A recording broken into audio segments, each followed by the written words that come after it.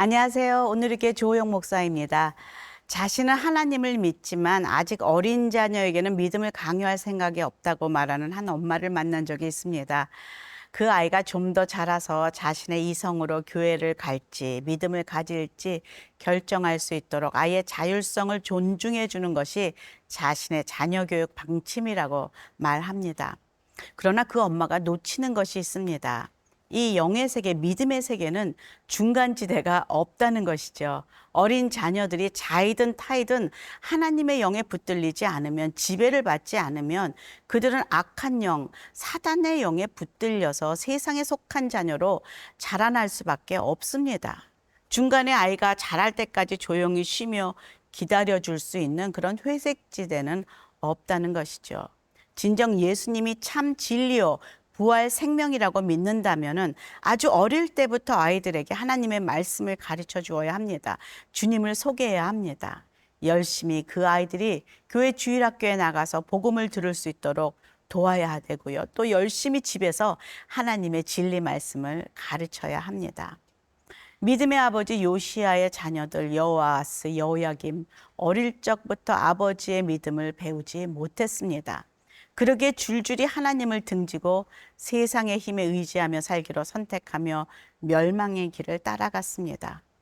오늘 말씀에 등장하는 여호야긴도 마찬가지입니다. 오늘 묵상한 말씀은 열왕기하 24장 8절에서 20절입니다. 열왕기하 24장 8절에서 20절 말씀입니다. 여호야긴이 왕이 될 때에 나이가 18세라 예루살렘에서 석 달간 다스리니라. 그의 어머니의 이름은 느후스다여 예루살렘 엘라단의 딸이더라. 여호야긴이 그의 아버지의 모든 행위를 따라서 여호와께서 보시기에 악을 행하였더라. 그때에 바벨론의 왕 느부갓네살의 신복들이 예루살렘에 올라와서 그 성을 애워싸니라. 그의 신복들이 애워쌀 때에 바벨론의 왕 느부갓네살도 그 성에 이르니 유다의 왕 여호야긴이 그의 어머니와 신복과 지도자들과 내시들과 함께 바벨론 왕에게 나아가매 왕이 잡으니 때는 바벨론의 왕 8째 해이라. 그가 여호와의 성전의 모든 보물과 왕궁 보물을 집어내고 또 이스라엘의 왕 솔로몬이 만든 것 곧 여호와의 성전의 금그릇을 다 파괴하였으니 여호와의 말씀과 같이 되었더라. 그가 또 예루살렘의 모든 백성과 모든 지도자와 모든 용사 10,000명과 모든 장인과 대장장이를 사로잡아가매 비천한 자 외에는 그 땅에 남은 자가 없었더라. 그가 여호야긴을 바벨론으로 사로잡아가고 왕의 어머니와 왕의 아내들과 내시들과 나라의 권세 있는 자도 예루살렘에서 바벨론으로 사로잡아가고 또 용사 7,000명과 장인과 대장장이 1,000명 곧 용감하여 싸움을 할 만한 모든 자들을 바벨론 왕이 바벨론으로 사로잡아가고 바벨론 왕이 또 여호야긴의 숙부 마따니아를 대신하여 왕으로 삼고 그의 이름을 고쳐 시드기야라 하였더라. 시드기야가 왕이 될 때에 나이가 21세라 예루살렘에서 11년간 다스리니라. 그의 어머니의 이름은 하무달이요 림나인 예레미야의 딸이더라. 그가 여호야김의 모든 행위를 따라 여호와 보시기에 악을 행한지라. 여호와께서 예루살렘과 유다를 진노하심이 그들을 그 앞에서 쫓아내실 때까지 이르렀더라.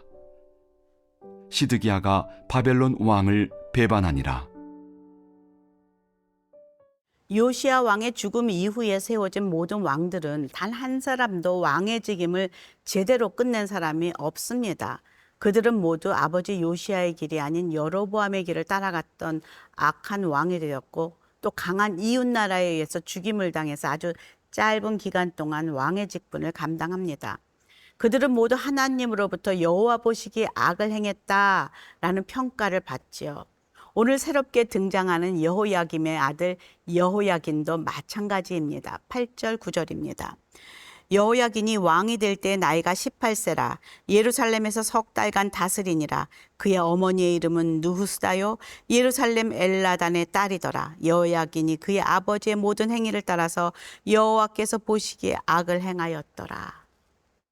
왕이 되어 유다를 3개월의 짧은 기간 동안 통치했건만 그도 하나님으로부터 역시 악한 왕으로 평가받습니다.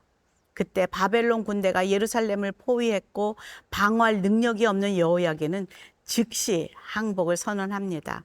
그때라도 히스기야 왕처럼 하나님의 이름을 부르며 나아가 하나님 도와달라고 살려달라고 그랬으면 좋았을 것을 마지막까지도 그의 선택에 하나님은 없었습니다.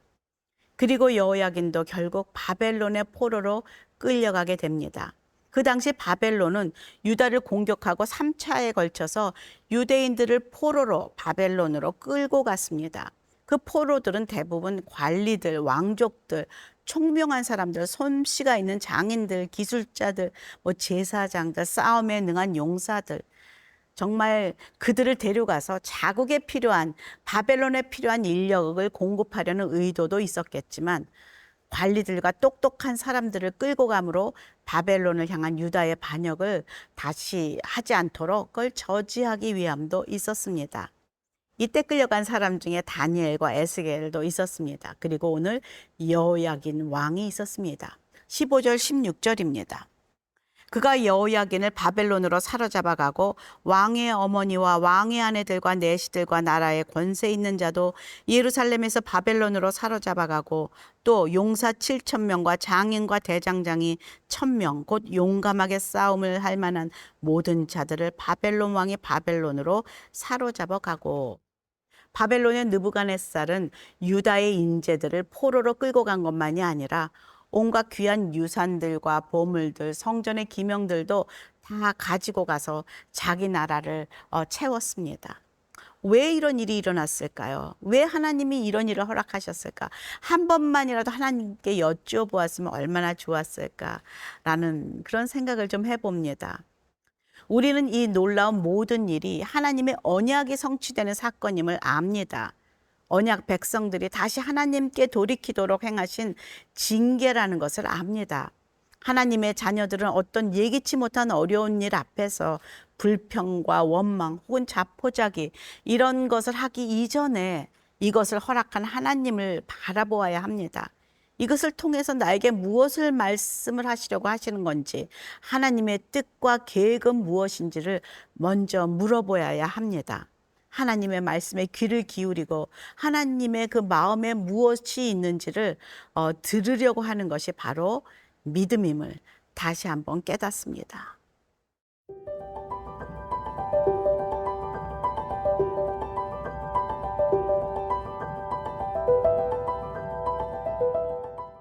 열왕기서에 등장한 수많은 왕들을 바라보면서 한 왕, 한 리더의 중요성을 다시 한번 깨닫게 됩니다. 한 왕이 죄를 고백하며 회개할 때 전 백성들이 다 우상을 버리고 하나님 앞으로 돌아옵니다. 그러나 한 왕이 우상을 숭배할 때, 하나님을 등질 때 전 백성들이 다 고통의 나락으로 떨어지는 것을 보았습니다. 여기서 주목해야 할 부분은 바벨론으로 끌려간 그 여호야긴의 죽음에 대한 이야기는 아직 기록되어 있지 않다는 것입니다. 이것은 하나님께서 다윗의 혈통을 통해서 왕위를 이루고자 한 하나님의 언약, 그러기에 완전히 없애고자 하지 않으시겠다는 그 약속을 지금 붙잡고 있다는 것을, 그 의미가 숨겨 있다는 것을 우리는 느낄 수가 있습니다. 어찌되었건 마침내 여호야긴에 이어서 유다의 마지막 왕 시드기야가 등장합니다. 17절 18절입니다. 바벨론 왕이 또 여호야긴의 숙부 마따니아를 대신하여 왕으로 삼고 그의 이름을 고쳐 시드기야라 하였더라. 시드기야가 왕이 될 때의 나이가 21세라. 예루살렘에서 11년간 다스리니라. 그의 어머니의 이름은 하무다리요 림나인 예레미야의 딸이더라. 바벨론의 느부갓네살은 여호야긴 대신할 왕으로 요시야의 셋째 아들 마따니아를 왕으로 앉히고 그의 이름을 시드기야로 개명시킵니다. 그는 11년 동안 유다를 통치합니다. 그러나 여전히 하나님은 그를 여호야김의 모든 행위를 따라 여호와 보시기에 악을 행했다라고 기록하고 있습니다. 오늘 말씀을 묵상하다가 갑자기 눈에 들어오는 한 이름이 등장합니다. 하무달이라는 이름인데요. 어디서 많이 들어본 이름입니다. 바로 요시아의 아들 첫 번째 그 17대 왕 여호아스의 그 어머니의 이름이 하무달입니다. 열왕기하 23장 31절을 한번 읽어보면요. 여호아스가 왕이 될 때 나이가 23세라 예루살렘에서 석 달간 다스리니라. 그의 어머니의 이름은 하무달이라 림나 예레미야의 딸이더라. 사람들은 하무달을 다 부러워하지 않았을까 생각됩니다. 또 하무달 자신도 자기의 두 아들이 왕으로 세워짐에 좀 우쭐하지 않았을까라는 생각도 해봅니다. 한 명도 아니고 두 명이나 한 나라의 왕으로 세워졌으니 마치 요즘 말하자면 아들 두 명이 다 대통령이 된 것과 같은 의미가 아닐까라는 생각도 해봅니다. 사람들은 어쩌면 축하의 문자를 보냈을지도 모릅니다. 나도 저렇게 아들 둘을 다 나라의 리더로 세우면 정말 행복하겠다라고 생각하는 주변의 여인들이, 어미들이 있었을지도 모릅니다. 정말 하무달은 자신의 아들들이 위기에 빠진 나라를 새롭게 바꿀 수 있는 좋은 기회를 얻은 왕의 어머니가 되었습니다. 그러나 불행하게도 두 아들이 다 나라를 가장 위기에 빠뜨리는 장본인들이 되었습니다. 시드기야는 결국 바벨론에 의해 나라를 빼앗기고 자신의 아들들의 죽음을 목격했고 그리고 눈이 뽑히며 죽임을 당하는 가장 불운한 유다의 마지막 왕으로 그 이름을 올리게 되었습니다. 우리는 종종 우리의 자녀를 이 세상의 권세 있는 자리에 올라갈 수 있도록 또 돈도 많이 벌고 명예도 얻을 수 있도록 기도합니다. 그러나 정작 중요한 것은 그것을 왜 하려고 하는지를 우리는 잊지 말아야 합니다. 무엇을 위해서 그 자리에 올라가려고 하는지, 그 자리에 올라가서 국민들을 위해, 이웃을 위해서 어떤 선한 영향력을 미칠 수 있는지, 정말 끝까지 그 초심을 잃지 않고 그 권세로 선한 일을 할 수 있는지를 먼저 생각해야 합니다. 그리고 엎드려야 합니다. 그 자리에 세우신 그 권세를 잠시 허락하신 하나님의 눈을 늘 의식하고 그의 심판을 두려워해야 합니다. 그리고 절대로 여호아스, 시드기야처럼 나라를 망가뜨리는 악한 왕들을 키운 하무달이 되지 않기를 기도해야 합니다. 우리는 자녀를 위해 기도할 때 먼저 이웃과 나라를 위해 선한 영향력을 행사할 수 있는 히스기야와 요시야의 부모들이 되기를 무릎 꿇고 기도해야 합니다. 자녀를 위해 기도하기 전에 내가 먼저 주님을 기쁘시게 하는 하나님의 믿음의 자녀가 되기를 간구해야 합니다. 그런 저와 여러분이 되기를 소망합니다.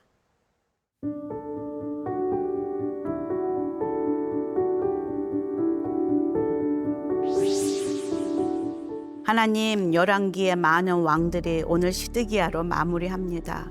오늘도 하나님, 우리는 어떤 왕의 길을 갈 것인가 주님 물으실 때에 정말로 요시아와 같은, 다윗과 같은 주님 마음에 합한 좁은 길을 갈 수 있도록, 그 길을 선택할 수 있도록 도와주시옵소서. 예수님 이름으로 기도합니다. 아멘.